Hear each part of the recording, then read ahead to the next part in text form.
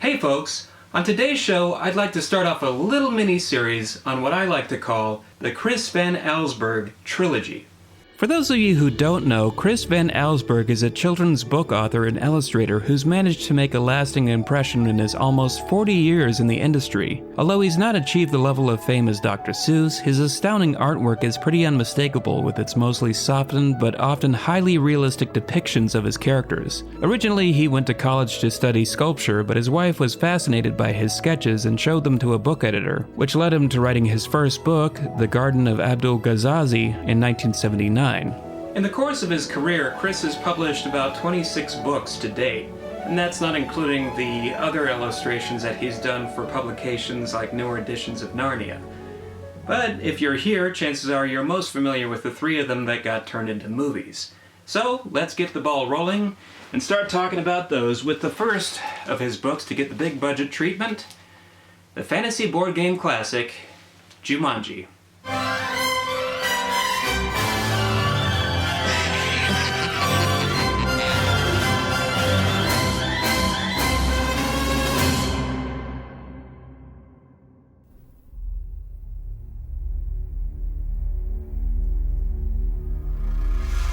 In 1981, Chris released his second book, Jumanji. In this award-winning tale, two siblings, Judy and Peter, are left at home one evening by their parents and decide to go play in the park. While there, they discover a mysterious board game, Jumanji, a jungle adventure game. Disregarding the warning note attached to it, they decide to bring it home to try it out, only to discover that as they play, the events in the game magically seem to come to life around them. With hungry lions, mischievous monkeys, and stampeding rhinos now filling their quaint home, the two kids realize that the only way to make all this jungle mayhem vanish is to reach the end of the game and shout Jumanji as the player reaches the game's golden city. As one can imagine, that's not an easy task. In 1995, Sony released their feature film adaptation starring Robin Williams and directed by Joe Johnston, who after having directed Honey, I Shrunk the Kids seemed like the perfect choice to helm another family film that involved oversized killer bugs and unusually ginormous vines. The only problem is, while it proved to be a box office hit, critics were enormously harsh towards the film's surprisingly dark tone. I'll tell you, I think this movie would frighten younger kids, terrify them. There is nothing to leaven the fact that one thing after another happens. Giant insects, quicksand. I was always, as a kid, terrified of the idea I like of quicksand. Ramar of the Jungle used to scare me for the same reason. Ha!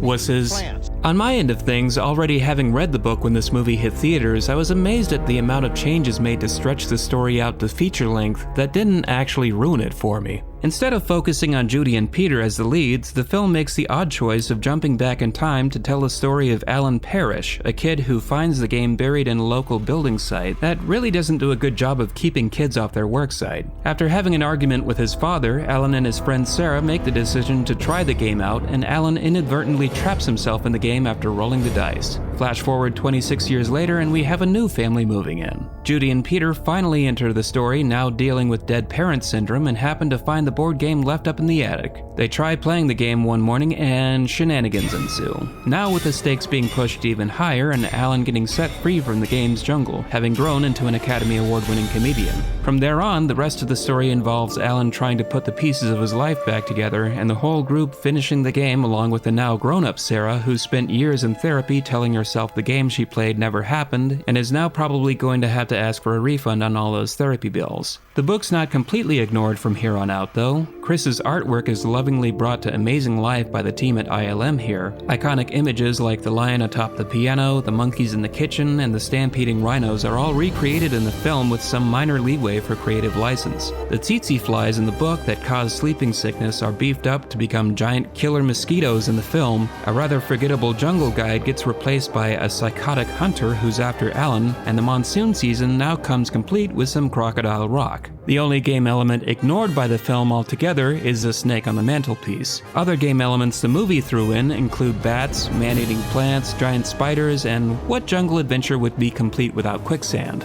Although the special effects in this movie are a mixed bag in terms of how well they've aged, they still seem to work well in execution. To the film's benefit, they have an entire town to use as a canvas for the game's mayhem, and the possibilities for chaos are well taken advantage of, unlike in the book where it's all just delegated to the house. So while while you're busy nitpicking about how the monkeys don't exactly look realistic even by 90s standards, you're still likely to get a laugh out of the twisted Gremlin-style shenanigans they engage in.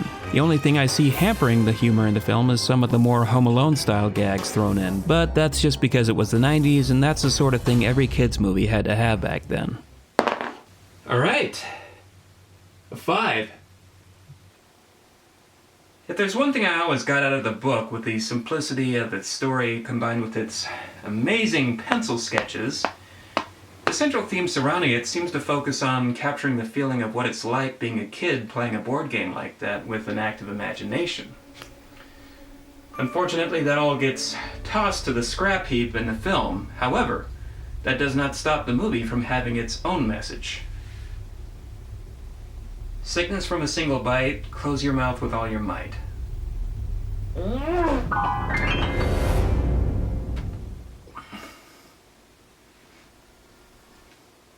Crap. I am now the proud owner of rabies. With the added element of childhood traumas, the film does take a breather from its roller coaster romp of action set pieces to focus on individual character development. Judy and Peter are dealing with the recent death of their parents in their own fashion. In mourning, Judy becomes a compulsive liar and Peter stops speaking to anyone but his sister, and as the story progresses, they have to overcome these personal obstacles, as well as have the game punish Peter for cheating by turning him into a primate.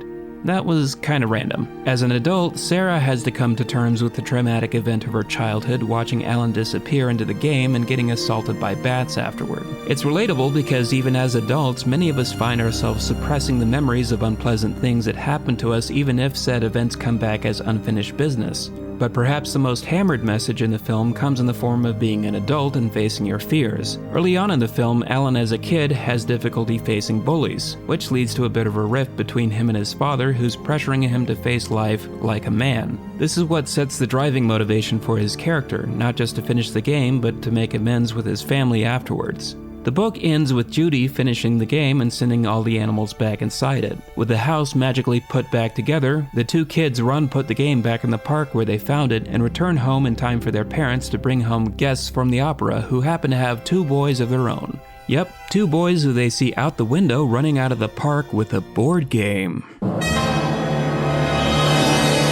It's a sequel that won't happen for another, 20 years. Seeing as how Alan is now the focus in the movie, it's his job not just to win the game, but face his fears in the form of the Hunter. It's no coincidence that actor Jonathan Hyde is double cast as him and Alan's father. Some have even compared this casting choice to the play Peter Pan, considering how the actor playing Wendy's father is traditionally double cast as Captain Hook. Even in dialogue, it's almost as if the Hunter is some sort of ironic reincarnation. My father told me, you should always face what you're afraid of. You're finally acting like a man. So yeah, the game ends, Alan and Sarah are back in 1969, Alan makes up with Daddy, and to throw on the super happy fun ending, years down the line, Alan and Sarah get the chance to prevent Judy and Peter's parents from getting killed. But the ultimate question is, which one's the better version of the story? The book or the movie? Scale of betterness.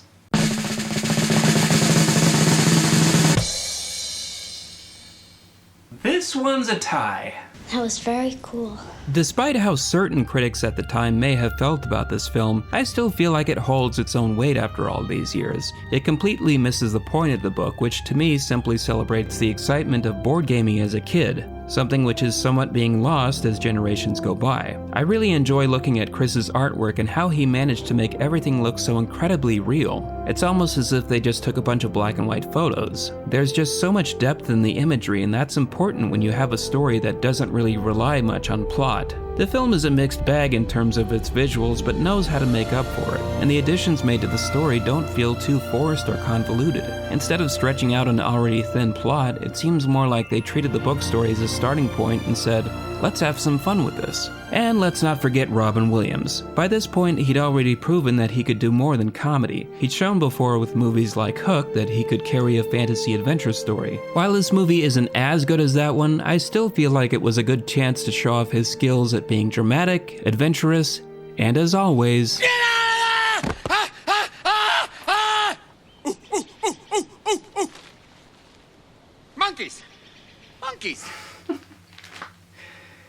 funny. I'm curious to see how Dwayne Johnson and Jack Black are going to fit into the Jumanji universe next year, but only time will tell.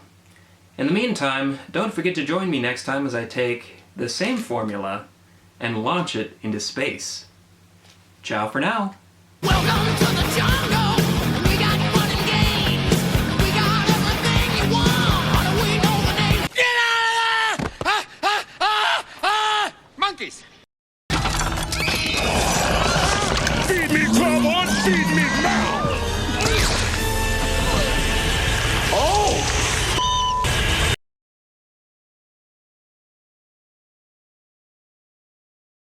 If you like what you saw here, please, please, please try to help support it. I have a Patreon page. You can help me by going over there, throwing some money, whatever amount that you like to throw in. If you're not watching this on YouTube, I also have a YouTube channel. So go there and hit that subscribe button to be notified whenever new videos and new content come out. I'm also on Facebook. Go over there and like that page so you can be notified as well whenever a new episode or video of some sort come out, as well as exclusive behind-the-scenes content. You can also hit me up on Twitter over there to see what kind of stuff that I like to share. Just be warned though, I don't like getting too many messages. So if you're constantly sending me stuff all the time, I can get really agitated. Remember, my privacy is golden. And if you like my t-shirt, I got a t-shirt store over there too. I got links, I got fresh designs, I got new stuff coming out over there, provided of course that anything actually sells. That's about it. If you like what I do, hit that like button, Facebook me, tweet me, share me on your little social networking sites, do whatever you gotta do. Email me to all your little friends, and that's all I gotta say. Thank you, and peace.